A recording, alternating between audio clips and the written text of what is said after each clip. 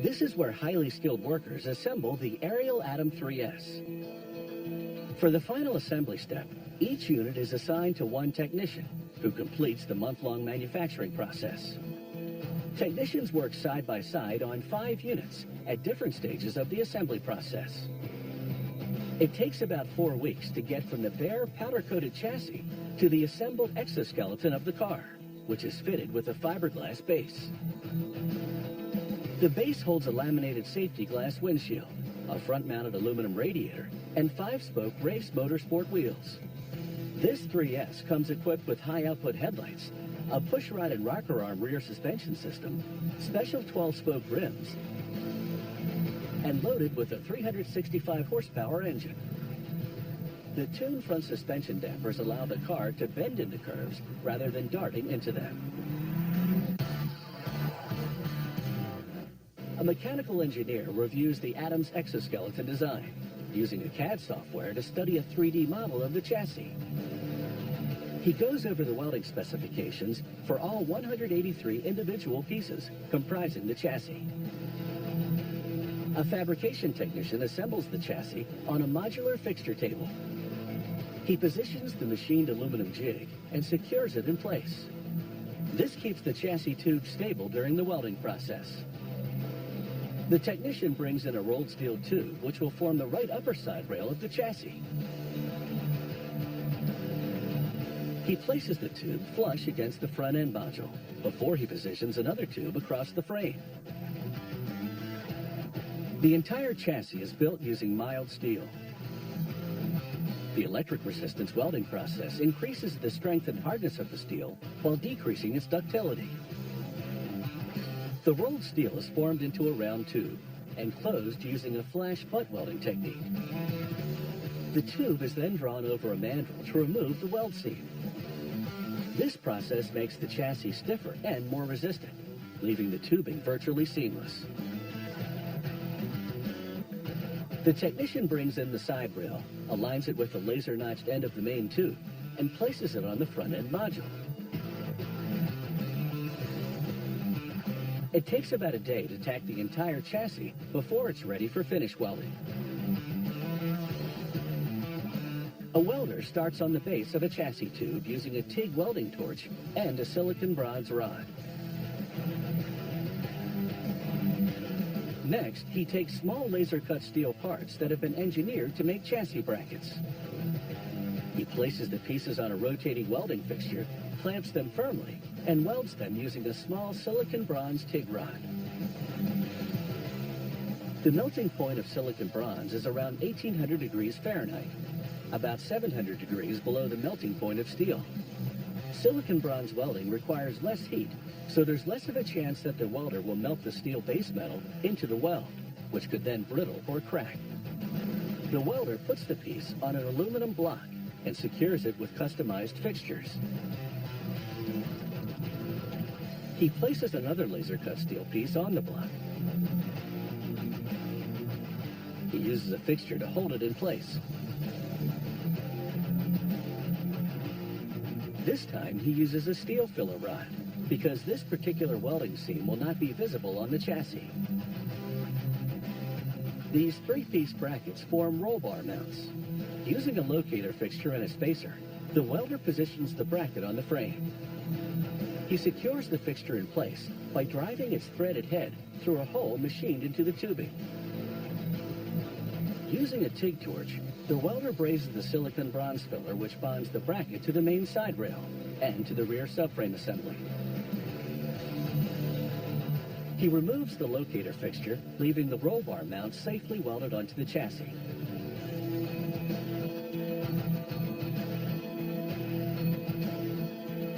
The chassis rests on a rotating fixture called a rotisserie. On this welding jig, the car's exoskeleton can rotate a full 360 degrees. This ensures accurate welding and safe access to all welding points. The assembled space frame comes with a distinctive air intake hoop and an embedded steering column welded into the chassis.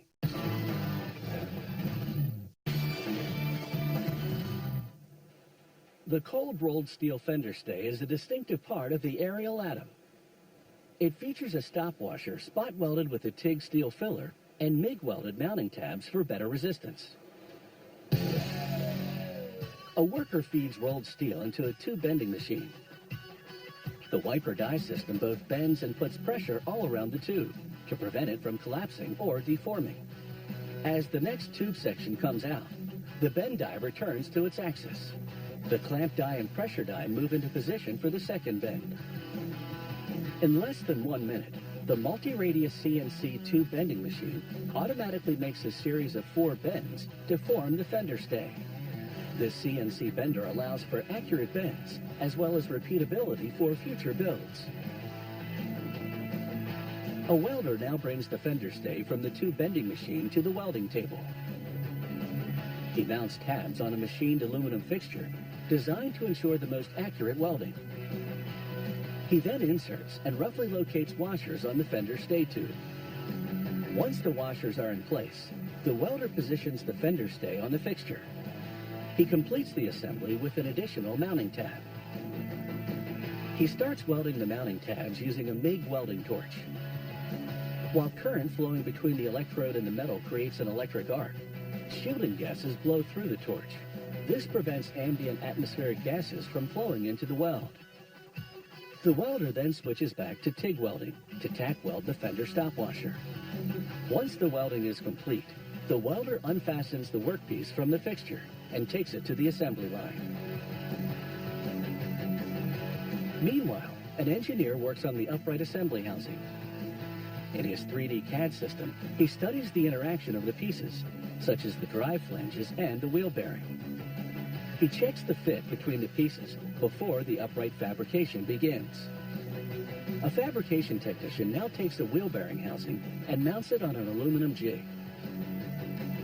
He inserts a locating fixture through the housing to ensure correct placement of the piece in the assembly. Next, he picks up a carefully machined part and fits it to the wheel bearing housing using another screw-on locating fixture. He repeats the operation on the other side to form the upright. The technician closes the assembly with metal plates, laser cut for a high precision fit against the wheel bearing housing. The technician hammers another locating fixture in place before he positions the laser-cut steel piece to complete the upright assembly. Using a MIG welding torch, he starts welding the parts together, following a consistent pattern to ensure that all joints are welded properly. The process takes about 20 minutes to complete. After welding, the upright goes for machining to ensure the correct bore size for the bearing. Mounted on a CNC lathe, the piece starts turning counterclockwise. A cooling spray prevents the piece from overheating, while the high-speed lathe bores a socket for the bearing inside the housing. The machined upright is ready for powder coating. A technician assembles the powder-coated upright. He places the bearing in the housing and activates the hydraulic press. The power head of the press slowly pushes the bearing into the housing.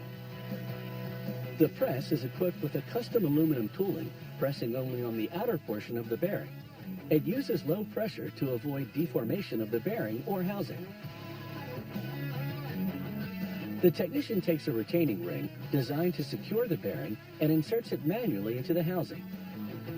Using an L-key tool, he pushes the spiral lock ring into the housing. Contrary to self-locking retaining rings, the spiral ring simply pops into a machine groove in the housing.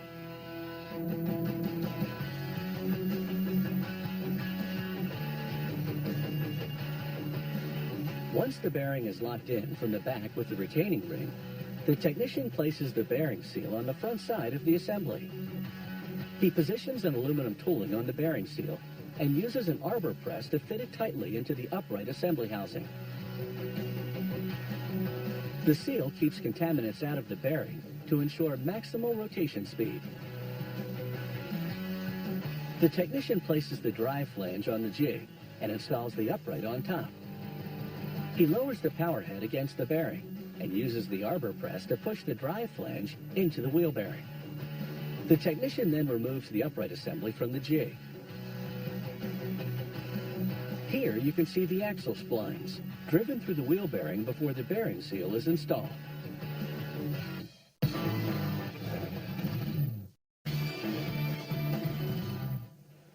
Assembly an Ariel Atom 3S starts with the double wishbone front suspension. The air intake coupe is integrated into the exoskeleton chassis, as is the rear subframe housing module for the engine. At the TMI Autotech headquarters, 2 assembly technicians slide the fiberglass tub underneath the chassis. They lift it up against the side rails and use pre-welded tabs to mount it on the chassis with assembly nuts and bolts. The technicians fit the aluminum fuel tank right behind the seat. They make sure the fuel tank is level and take measurements to ensure that the engine fits properly. Using masking tape to avoid scratching the powder-coated chassis, they fine-tune the fuel tank's position. They then drive assembly bolts through the mounting tabs to hold the tank in place before using a ratchet and wrench to torque the nuts.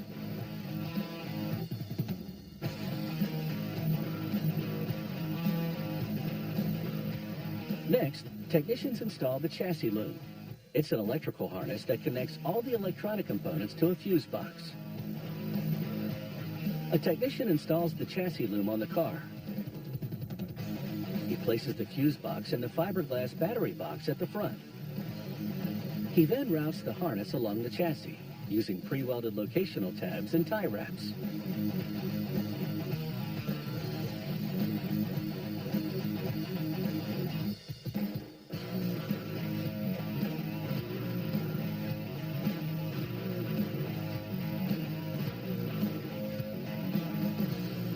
The harness ends at the dashboard, where the loom will connect with the digital display unit controllers and monitors.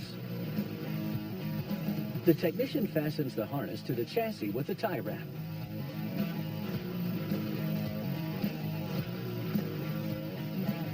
Using an overhead hoist, 2 technicians carefully lower the drivetrain into the engine compartment of the rear subframe. With a handheld tool, a technician drives an endless screw to activate the special tilting mechanism of the hoist. This system allows the technicians to position the engine in the frame.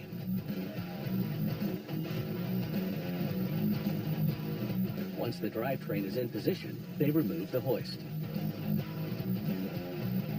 A technician connects the exhaust and forced induction turbocharger to the single-port manifold of the engine. He bolts it onto the back of the engine using a torque wrench to tighten the nuts. He now assembles the upright to the suspension.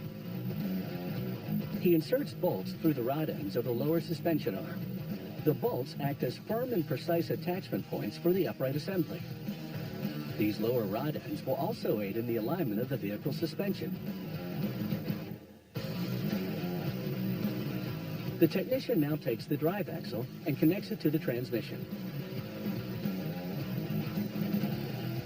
He locks the axle in with a snap ring before connecting the upright to the drive axle. The technician then screws on the axle nut and completes the assembly by bolting the upright to the upper wishbone.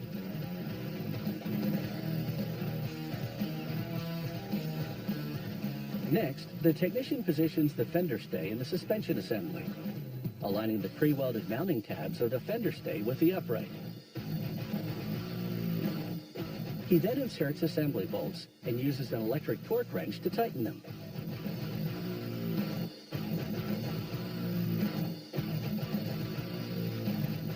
The technician now inserts the ventilated and floating brake disc on the wheel hub.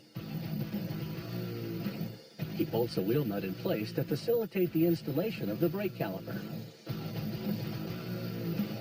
Next, he mounts the 4-piston brake caliper on the brake disc and attaches it to the upright assembly. The technician inserts a pair of brake pads between the caliper and the disc. He positions a bracket and inserts a lock pin through the caliper, securing the brake pads in place.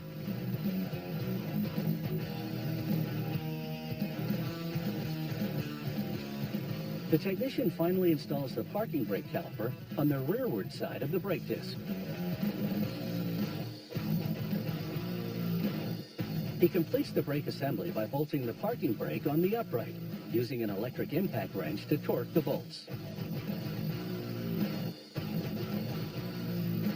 The technician now prepares to install the rear suspension damper.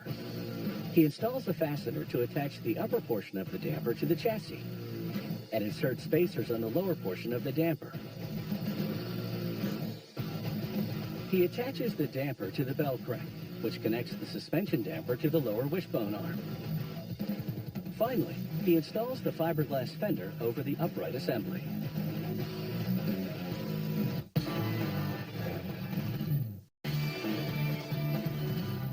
The Atom 3S features a distinctive air intake snorkel embedded in the chassis, 2 side radiators integrated with a turbocharger intercooling system, and a stainless steel custom fabricated repackable exhaust. The fabrication technician mounts a 5-spoke motorsport wheel on the drive flange.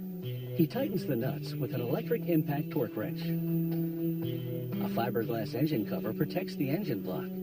It also serves as a base for the engine coolant reservoir and the washable air filter, which is sealed with the intake snorkel. The technician installs the front radiator and fan assembly on the front subframe module. He mounts the radiator on bonded rubber insulation mounts designed to absorb vibrations from the road.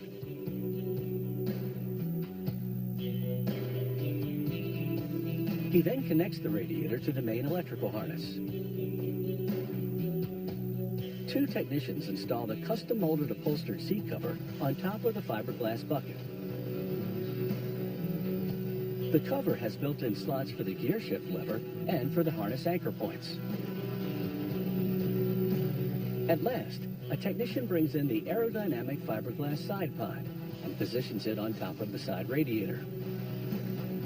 The technicians finalize the assembly with the windscreen, the fiberglass nose and hood, along with the front wheels and fenders. Before leaving the assembly area, each car undergoes a series of tests on a chassis dynamometer or dyno. The dyno uses what is called the Salzburg roller to monitor various aspects of the car's performance, such as engine speed and load control. In a controlled environment, the rollers allow the technician to fire up the engine, bringing it from idle to almost 8,000 RPM.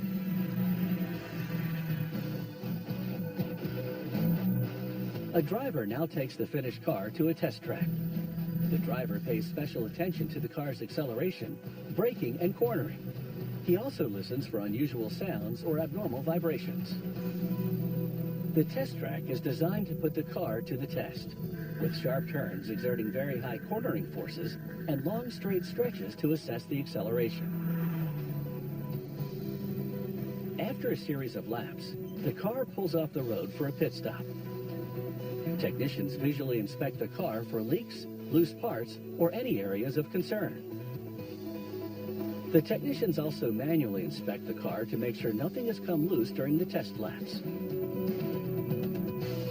With the technician's approval, the driver heads back to the track for a last test drive. This road-ready Atom 3S features a front airfoil for lift reduction, special 12-spoke wheels, and a Honda 2.4-liter engine tightly packed under a fiberglass cover.